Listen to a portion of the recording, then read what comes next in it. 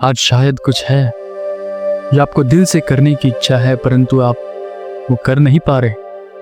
आप कितनी भी प्रयास कर लो, वो हो नहीं रहा। आप कितने भी उसके पीछे लगे हुए हो, परंतु वो आपसे हो नहीं पा रहा। तो रुको, एक पल रुक के सोचो, और फिर भी अगर परिणाम ना निकले तो कुछ हद तक भगवान के बारे में सोच के उनके लिए कार्य छोड़ दो। हो सकता है वो आपका समय ना हो। कुछ यूं ही जब युद्ध चल रहा था, महाभारत का युद्ध के 9 दिन पार होने को आए, पितामह लाखों नारायणी सेना हर एक दिन मार रहे थे, परंतु अब तक भी एक भी पांडव का वध नहीं हो सका था। क्रोधी दुर्योधन, ईर्ष्या से भरा हुआ दुर्योधन, क्रोध से भरा हुआ दुर्योधन पितामह के पास आके बोलते हैं, हे पितामह, आप शायद पांडवों को जिता ही देना चाहते हैं। युद्ध तो लगभग समाप्त होने वाला है। आप स्वयं सेना के सेनापति होते हुए भी लाखों रोज नारायणी सेना मारने के बावजूद आप अभी तक एक भी पांडव का वध नहीं कर पाए पितामह। आप शायद अपने कुल को जिताना ही नहीं चाहते, नहीं जिताना चाहते शायद आप अपने कुल को। आप शायद उन्हीं के पक्ष से लड़ाई कर रहे हैं, युद्ध कर रहे हैं।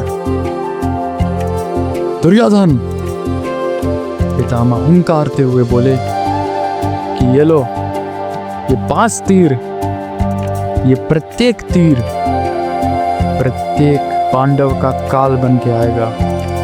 ये तीर अगर मेरे धनुष से निकल गया तो ये पांडव के रक्त को पीना पिए नहीं वापस आएगा। दुर्योधन, पितामह गुस्से से बोल उठे। प्रण दे चुके थे दुर्योधन को फिर भी उन पे विश्वास ना था, तो उन्होंने वो 5 तीर अपने पास रख लिया।